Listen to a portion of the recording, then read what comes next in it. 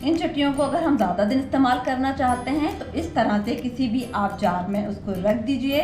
उनको कवर करके आपने फ्रिज में रखना है। इस तरह से याद रखने के लिए आप उस पर लिख दीजिए कि ये कौन कौन सी चटनियाँ हैं और आराम से इसको अपने फ्रिज में रखकर काफ़ी दिन तक आप इस्तेमाल कर सकते हैं।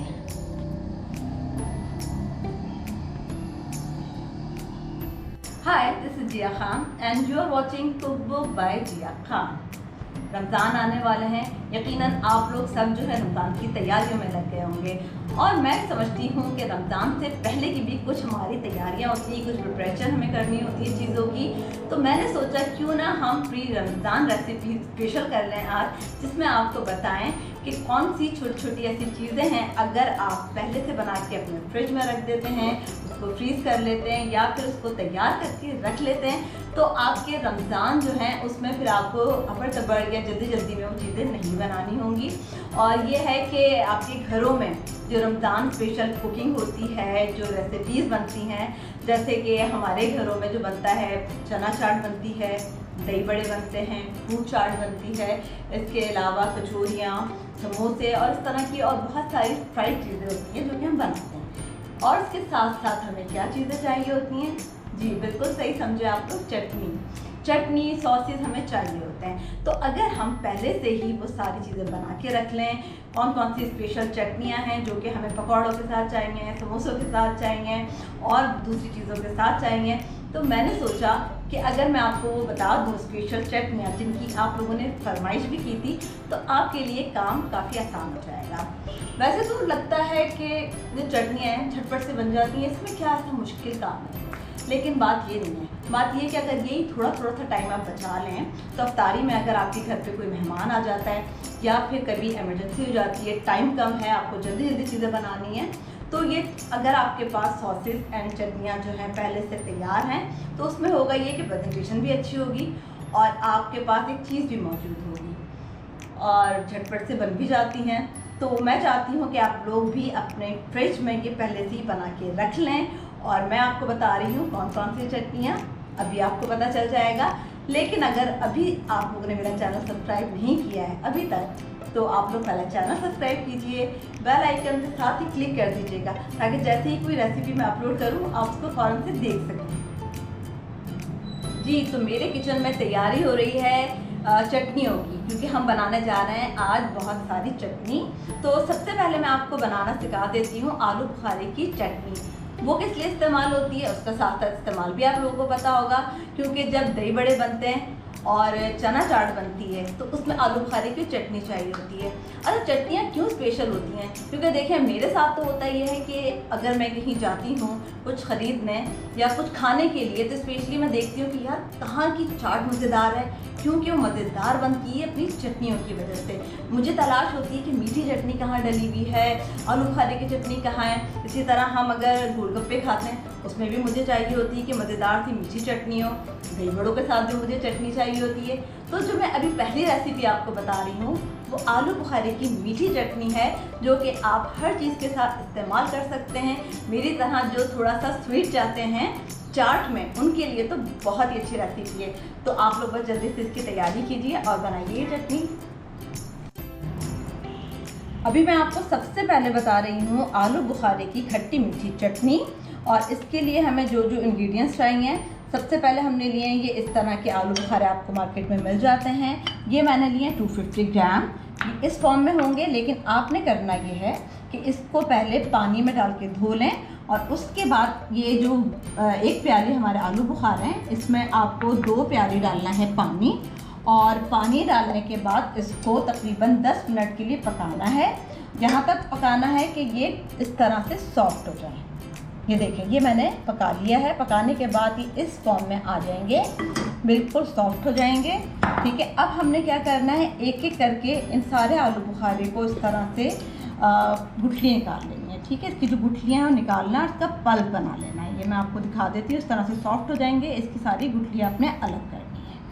अच्छा, इसके बाद आपने क्या करना है, जब आलू बुखारे का पल्प आपके पास आ जाएगा तो उसके बाद हमने इसको ब्लेंडर में डाल के थोड़ा सा ब्लेंड करना है। ये हमारे पास तकरीबन 1 से 1.5 प्याली है आलू बुखारे का पल्प।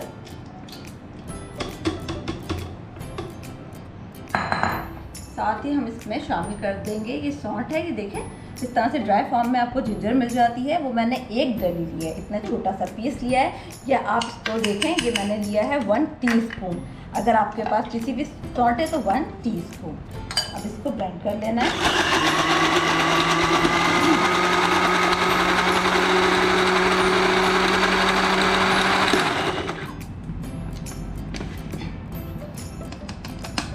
ठीक है, ये इस तरह से ये देखें पिस गया है। अब हमने एक फ्राई पैन लेना है और इसमें ये हम डाल देंगे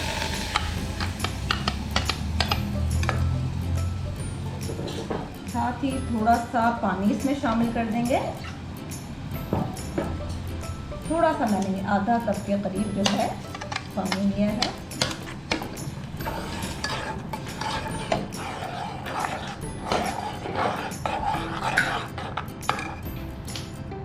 अच्छा, ये हमने पकाना है, बहुत ज़्यादा देर नहीं, थोड़ी देर हम इसको पकाएंगे कि ये अच्छी सी चटनी बन जाए। इसमें हमने डालना है पेपरिका पाउडर 1 टीस्पून, क्योंकि पेपरिका पाउडर में बहुत ज़्यादा स्पाइस यानी कि बहुत मिर्चें इसमें नहीं होती हैं, कलर अच्छा आता है इससे। और ये हम डालेंगे 1 टीस्पून चाट मसाला। वैसे आप बाज़ार का भी चाट मसाला ले सकते हैं, लेकिन अगर आप जानना चाहते हैं कि मैंने चाट मसाला कैसे बनाया है तो डिस्क्रिप्शन में आपको लिंक भी मिल जाएगा और साथ साथ आप स्क्रीन पे भी देख रहे होंगे, इसका लिंक है। 1/2 टीस्पून डालूंगी मैं सॉल्ट और ये मैं शामिल कर दूंगी 50 ग्राम पिसा हुआ गुड़ या जैगरी।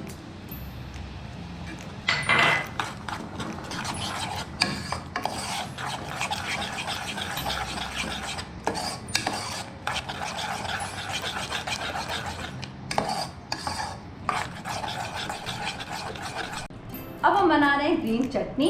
इसका इस्तेमाल भी आपको पता है कि कहाँ कहाँ होता है। हम जब रायता बनाते हैं उसके लिए हमें चाहिए होती है।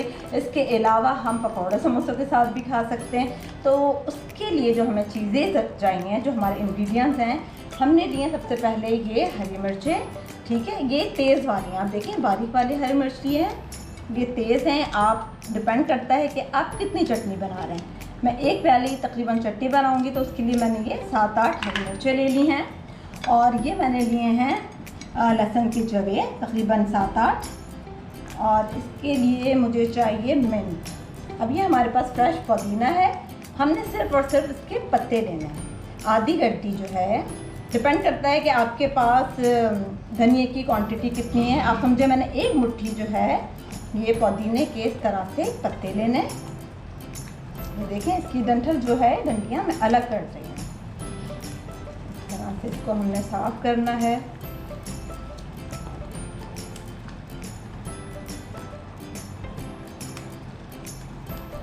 हरा धनिया, हरे धनिए की हमने ली है 1 गड्डी, लेकिन उसको हमने डंडियों के साथ ही काटना है और चटनी हमने इसी तरह से पीसनी है। तो मैं डायरेक्टली ब्लेंडर में इस तरह से हरा धनिया काट के डाल दूंगी। 1 गड्डी हरा धनिया और तकरीबन आधी गड्डी मैंने ली है पुदीना।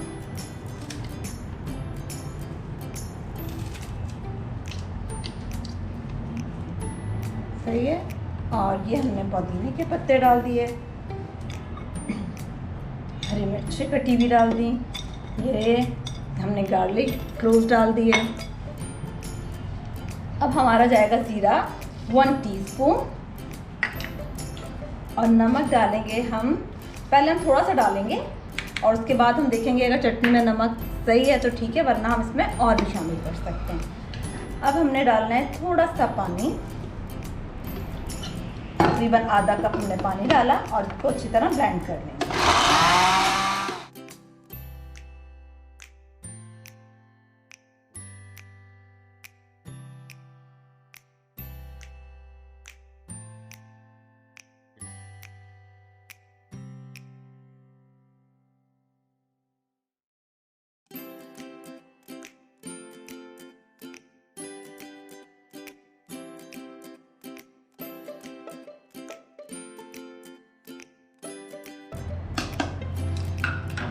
ये हमारी बन गई है ग्रीन चटनी, ये तैयार है। इस इसको हम इस तरह से निकाल लेंगे।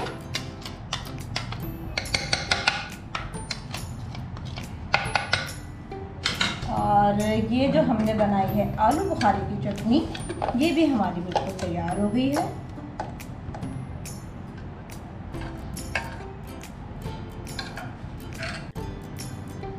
अब जो मैं रेसिपी आपको बता रही हूँ, ये जो चटनी है ये भी बहुत मज़ेदार है और ये है इमली की चटनी।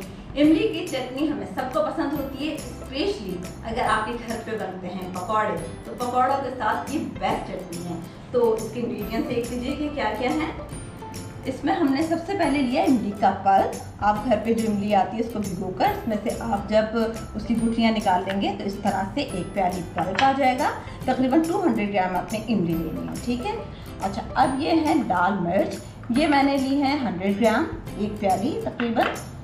और ये है लहसुन, लहसुन की आप जवे ले लें 8 से 10 अदद, डिपेंड करता है कि क्या साइज़ है आपके जो गार्लिक क्लोव्स है उसका। अच्छा, 2 टेबल स्पून मैं लूँगी गुड़, 1 टीस्पून लेना है मुझे ज़ीरा, 1 टीस्पून या अकॉर्डिंग टू योर टेस्ट आप लेंगे इसमें सॉल्ट, और आप लेंगे एक गड्डी हरे धनिया की। ये धनिया हमने धुला हुआ लिया है और इसको इस तरह से काट लेंगे। एक गड्डी धनिया की,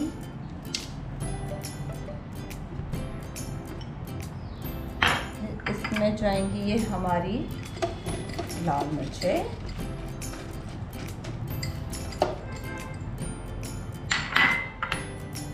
गार्लिक,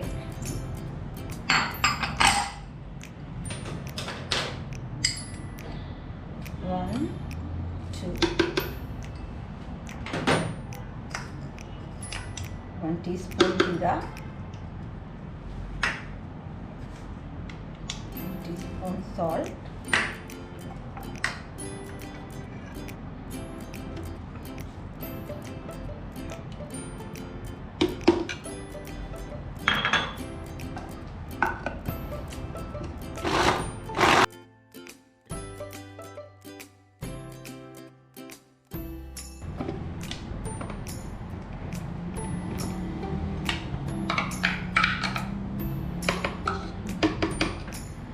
ये हमारी जो इमली की चटनी है, ये देखें ये हो गई है रेडी।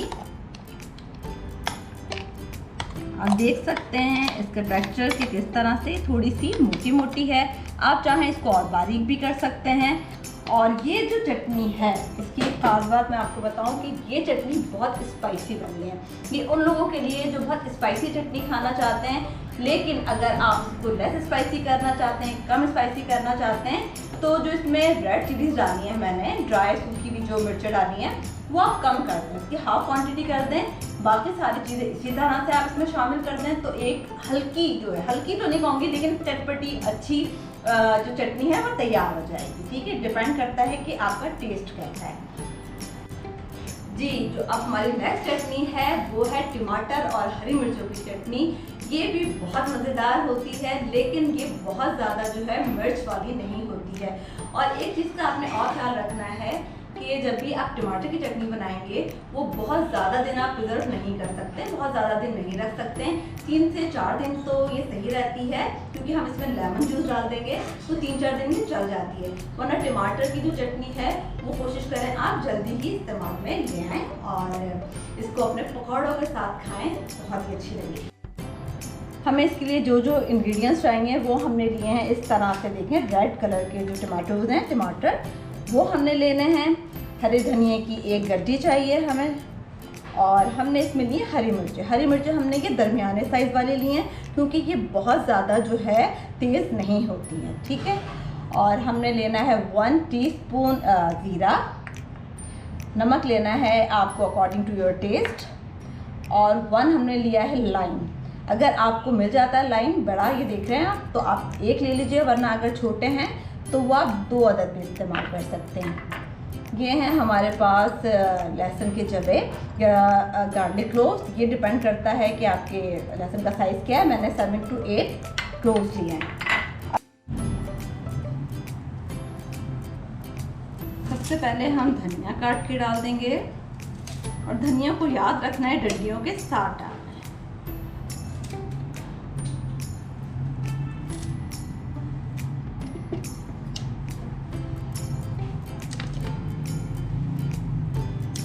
साथ ही मैं इसमें डालूंगी 2 अदद टमाटर, वो भी काट के।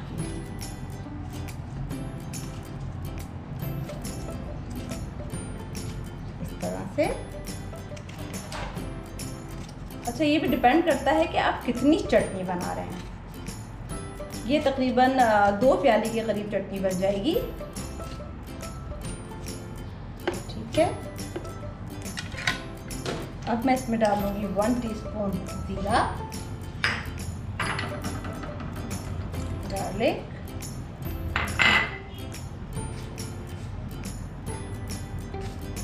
सॉल्ट। अभी हमने इसमें लेमन जूस नहीं डाला है। और साथ ही हमने इसमें डालनी है 3 to 4 green chillies, 2 and 3। That's it। थोड़ा सा हम पानी डालेंगे, बहुत थोड़ा सा, इसलिए कि टमाटर में ऑलरेडी पानी होता है, तो हम ज़्यादा पानी नहीं डालेंगे। अब इसको हमने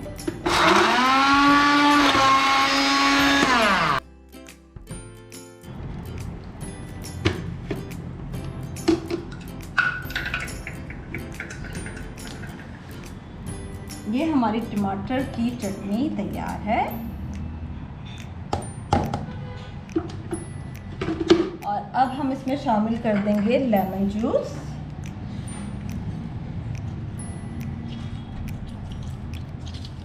तो 2 टेबल स्पून आपने इसमें शामिल करना है लेमन जूस।